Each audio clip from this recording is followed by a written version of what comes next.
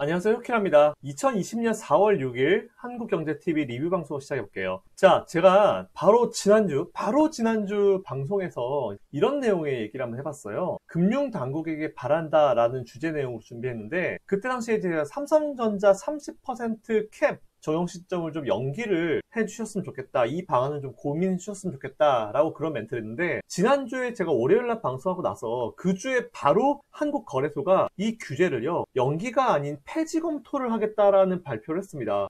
보통 이제 거래소의 캡 제도와는 별개로 이제 펀드를 운용할 때는 펀드 내 운용 자산에서 특정 종목의 비중이 30%를 넘지 못하게 하는 규정이 있긴 있는데, 자본시장법 시행령이 개정이 되면서 지난 1일부터 펀드 내에 30% 제한 자체가 사라졌습니다. 대신에 지수 내에서 차지하는 비중만큼 종목을 넣을 수 있도록 변경이 됐는데요. 캡 제도가 개선이 되면은 외국인이나 기관이 삼성전자를 강제로 매도하지 않아도 되는 그런 상황이 발생할 수 있기 때문에 수급 개선이 상당히 될 것이다 라고 지금 생각하고 있습니다. 자, 이제 남은 거는 뭐냐면은 대주주 양도세 기준 적용을 제가 연기를 좀 부탁드린다 라고 제가 금융당국에 멘트 드린 건데, 오늘 방송에서도 역시나 똑같은 얘기했습니다. 대주주 양도세 기준을 좀 적용을 시킨 거를 연기를 해달라. 뭐 폐지는 아마 안 될 거예요. 근데 이제 연기를 해달라고 제가 좀 말씀을 드렸는데, 지지난주에 일부 언론에서 양도세 기준 완화에 대한 얘기가 나오긴 나왔어요. 근데 금융당국에서 직접 나서가지고 고려하고 있지 않다. 이렇게 발표를 했습니다. 근데 이게요, 여러분, 생각해보면은 상당히 좀 지금 시기에 맞지 않는 정책이라고 보는 게, 내년이면요, 종목당 3억을 내가 가지고 있으면 대주주예요. 물론 이 3억이라는, 종목 하나에 3억이라는 투자금을 넣으시는 분 자체가 보통 이제 투자금이 적으신 분들은 절대 아닐 거예요. 근데 문제는 이게 뭐냐면은, 내가 단독 보유하는 게 아니고, 예를 들어서 제가 삼성전자를 내년에 3억을 사요. 그럼 저 혼자 대주주예요. 근데 문제가 이게 아니고, 제가 1억, 저희 아버지가 1억, 예를 들어서 뭐 저희 할아버지나 저희 가족 중에 한 명이 1억, 이렇게 사서 총 합산 금액이 3억이 넘어가게 되면은, 그냥 당신들은 특수관계자끼리 모아가지고 한 거니까 지분 똑같이 통합해서 생각하겠다. 그러면은 대주주 인정. 이렇게 돼버리는 거예요. 이렇게 되면 사실 문제점이 굉장히 많을 수밖에 없겠죠. 이에 따르면 이제 이런 상황이 발생하기 때문에, 만약 수익금의 20% 중반, 30% 초반까지, 26%, 33%까지 양도세를 내게 돼요. 일반적으로 주식 투자하는 우리들은 매도하면 거래세만 내잖아요. 거래세만 내게 되는데, 이제 대주주에 들어가게 되면은 이 물량을 내가 이제 어쨌든 돈을 주고 내가 매수하는 건 회사로부터 받아온 거잖아요.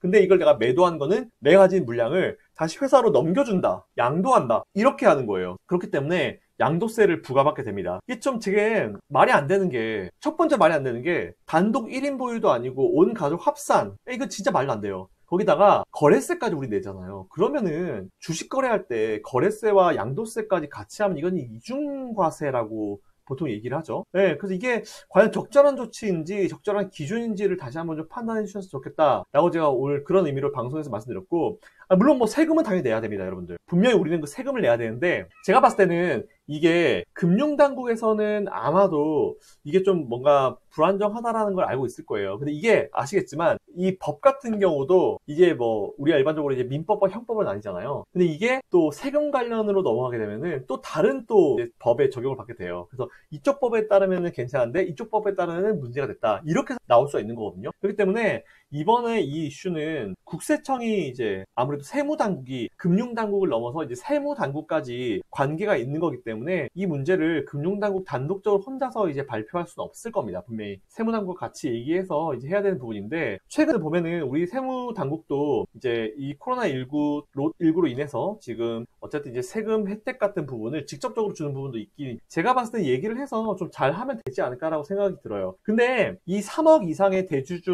이제 라인까지 내린 거는 어떤 의미냐면, 사실 좋은 것도 분명히 있어요. 어떤 거냐면은, 우리나라 사람들의 80% 정도가요, 한 종목에서 세 종목 안에 몰빵을 합니다. 거의 한 종목 가지고 있는 사람이 전체 투자 인구의 한 60% 되고요. 그 두 종목, 세 종목 따라가지고 다 합치면은 전체 투자 인구의 한 80%에서 90% 가까이가 세 종목 안쪽으로 투자를 하고 있어요. 당연히 금융당국은 이렇게 기준을 낮추면서 이제 분산 투자해라, 이렇게 이제 생각을 할 수밖에 없는 건데, 사실 기준이 3억이면은 뭐 일단 단계적으로 낮추기 위해서 내년에 3억이고 내후년에는 더 낮아지고 더 낮춰갈 게 뻔히 보여요. 이게 의미가 뭐냐면은 두 가지거든요. 분산 투자하십시오. 그 두 번째로는 매수해서 오래 들고 계십시오, 이건데, 또 어떤 기준이냐면은, 종목을 매수해서 1년 내에 보유한 사람이랑 1년 넘게 보유한 사람의 세금은 또 다릅니다. 당연히 1년 넘게 보유한 사람들 세금이 더 낮아요. 1년 이하로 가지고 있는 사람들 세금이 높습니다. 이거는 금융당국과 세무당국이 강제적으로 분할 매수를 하는 어떤 환경을 조성하는 굉장히 좋은 방법이면 확실해요.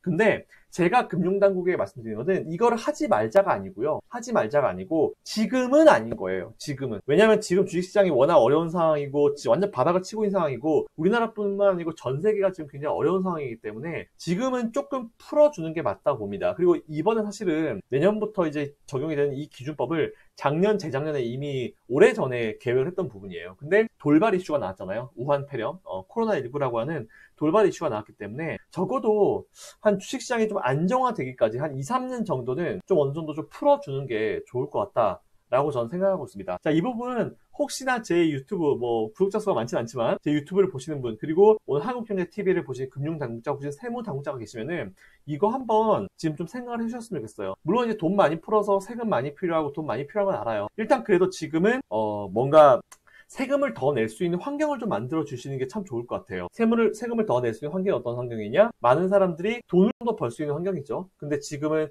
돈을 오히려 벌지 못한 상황이기 때문에 지금은 굳이 조금 이렇게 쪼아가면서 할 필요까지는 없지 않을까라고 저는 생각하고 있습니다. 따라서 이 부분을 다시 한번 삼성전자 30% 캡을 없앤 이 결정은요, 정말 감동입니다, 이거는. 이건 진짜 금융당국, 이제 보시는 분들 계시면은, 제가 분명히 말씀드릴 수 있는 건, 이거는 진짜 감동이에요, 감동. 감동에 가까운 어떤 선택이다. 정말 감사를 드린다. 라는 말씀 드리고요. 우리 세무당국이랑 얘기를 잘해서, 이제 세금제도, 대주주 양도세 이것도 조금 좀 조정을 해주셨으면 좋겠습니다. 연기예요. 폐지가 아니고요. 좀 연기를 해주셨으면 좋겠다라는 게 제 바람입니다. 자, 그러면은 오늘의 본격 주제로 한번 넘어가 보도록 할게요. 이번 주제는 제가 어떤 내용을 준비했을까? 아까 방송 보신 분 아시겠지만 오늘의 컨셉은요. 발상의 전환입니다. 발상의 전환. 최근에 보면은 미국의 신규 실업수당, 신규 보험 청구 건수가 미친 듯이 올랐죠. 2주 발표했는데 첫 번째 주에 300만 건, 두 번째 주도 거의 300만 건에서 2주 만에 600만 건 이상이 증가를 해버렸어요. 이와 관련해서 제가 오늘 방송에서 좀 기존에 다른 방송에서는 다루지 않았던 부분을 조금 디테일하게 한번 분석을 한번 해보도록 하겠습니다. 자, 제가 하나 보여드릴게요.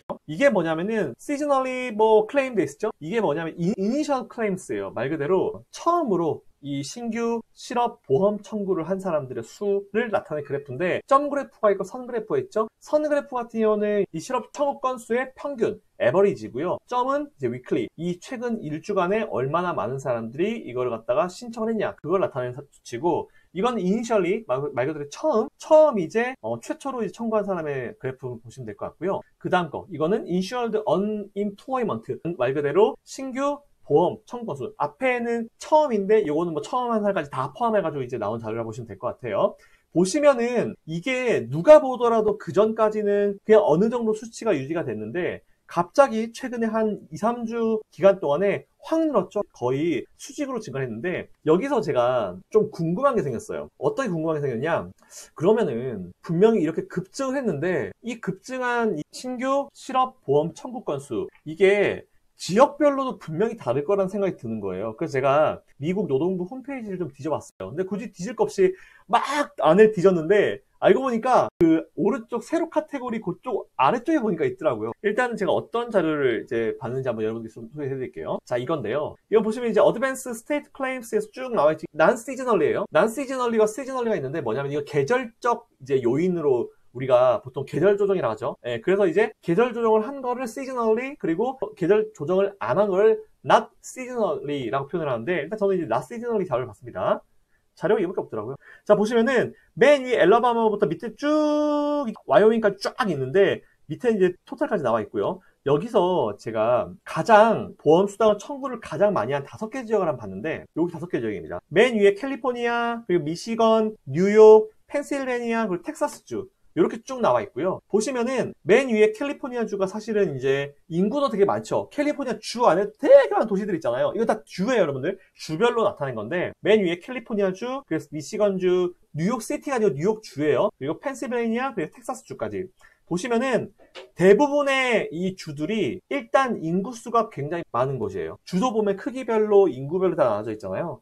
자, 보니까 일주일 만에 제일 많이 한 곳, 어드밴스 기준으로 봤을 때 캘리포니아 주가 87만 8,727명, 그리고 펜실베니아 주가 40만 5,880명, 그리고 뉴욕 주가 36만 403명, 그리고 미시건 주가 얼마입니까? 31만 1,086명, 그리고 텍사스 주가 27만 5,597. 보면은 이게 그런 거예요. 인구도 많지만 인구 밀집 지역이 많은 곳에 아무래도 좀 더 많이 나왔어요. 텍사스주 같은 경우는 인구도 되게 많이 살지만 여기는 이제 멀잖아요. 서로 이제 집도 멀고 상대적으로 펜실베니아나 뉴욕주보다는 많이 떨어졌잖아요. 인구가 많은 지역에서 신청자 수가 많이 나왔지만 거기다가 추가적으로 인구 밀집도가 높은 곳이 조금 더 많이 나오는 경향이 있다라는 거를 지금 이 자료로 아실 수 있습니다. 참고로 이 자료는 미국 노동부 홈페이지 가면은 바로 나와 있는 자료입니다. 여러분 보실 수 있는 자료니까 잠시 후에 제가 원본을 보여드릴 거예요. 자, 그럼 여기서 또 하나 또 재밌는 거, 제일 많이 신청한 지역, 그 부분을 좀 우리가 확인을 해볼 필요가 있을 것 같은데, 보죠. 이거는 이제 텍스트로 보겠습니다. 보시면 올 스테이트가 쭉 있죠? 보시면 이제 라지스트 인크리스가 이제 펜실베니아주, 오하이오주, 매사추세츠, 텍사스, 그리고 캘리포니아 나와 있는데, 여기서 되게 재밌는 게 뭐냐면은 최근에 가장 라지스트 인크리스가 나온 제일 많은 증가폭이 나온 곳이 어디냐면은 펜실베니아주 36만 2012건, 그리고 오하이오주 18만 9263건인데 요 지역이 바로 여러분 어디냐면은 지난번 대선 때요, 트럼프 대통령이 민주당에게 승리를 가져와서 대선 승리의 캐스팅 보드가 된 바로 그 지역 어디입니까? 러스트벨트 지역입니다. 제일 많이 늘어난 지역이 펜실베니아주, 오하이오주, 이 주가 바로 러스트벨트 지역이죠. 그리고 웨스트버지니아 2671명인데 요거는 뭐 크게 뭐 할 필요 없을 것 같고, 버몬트 사실 다 여기 붙어있긴 해요. 붙어있긴 해서 여기가 뭐 어디다 하고 하기 좀 그런데, 일반적으로 우리가 알려진 러스트벨트 지역, 그 지역에 펜실베니아주 그리고 오하이오주가 많이 포함이 되어 있다. 이 부분이 사실은 좀 우리가 체크를 한번 해보고 생각을 해볼 수 있을 부분인 것 같은데, 당연히 지난번 대선에서 원래는 민주당 오바마가 이겨가지고 이 러스트벨트 지역에서 이겨가지고 대통령이 된 거예요. 근데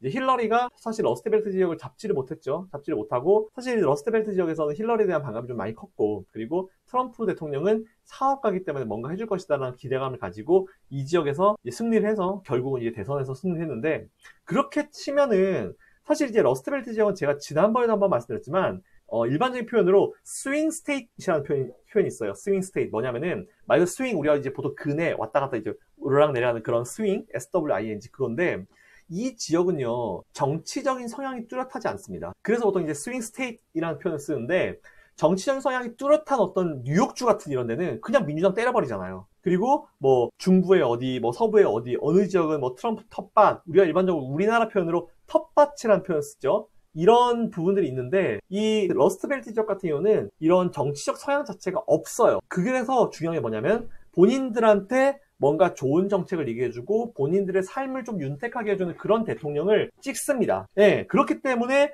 이번에 트럼프 대통령이 여기서 이제 승리를 할 수 있었고, 그 재선에서도 또 역시나 마찬가지로 이 지역이 굉장히 캐스팅 보트, 이번 재선의 큰 중요 포인트로 자기들이 매김을 하고 있는 부분이라 보시면 될 것 같은데, 물론 지금 현재 트럼프 대통령의 재선 가능성은 높아요. 높은 부분이고 국민들의 지지도 나쁘지 않기 때문에 이것 때문에 트럼프 대통령이 뭐 재선에 실패하다 이런 얘기까지 아직 할 필요 없어요. 근데 우리가 이거는 좀 놓고 생각해 볼 필요가 있을 것 같다. 러스트벨트 지역에 이렇게 최근에 코로나19 확진자 수가 확 늘었다라는 부분, 그래서 여기의 민심을 잘 컨트롤하지 못하면은 사실 사람 일은 어떻게 될지 모르는 거니까. 지금은 트럼프 대통령이 뭔가 압도적으로 재선에 대한 가능성이 높지만 사람 일 어떻게 되는 건지 모르잖아요, 사실은. 그죠? 여러분 지난번 대선 때 트럼프가 이길 거라고 생각하는 우리나라 분들은 얼마나 했습니까? 다 힐러리가 이길 줄 알았잖아요. 물론 미국에서는 SNS를 통해서 봤을 때는 트럼프가 된다라고 하고, 저도 트럼프가 될 거라 보고 있었지만, 자, 아무튼 그래서 이제 이 지역을 트럼프가 분명히 잡아줄 거다라고 보고 있기 때문에 그만큼 돈을 더 푸는 것이고, 또 앞으로도 굉장히 많은 노력을 할 겁니다. 자, 그거 참고하시면 될 것 같고, 자, 그럼 지금부터 본론을 한번 들어볼게요. 앞에서 설명드린 대로 대선에 굉장히 중요한 캐스팅 보드가 될 수 있는 굉장히 중요한 이 러스트벨트 지역에서 실업수당 청구 건수가 급증했다는 거는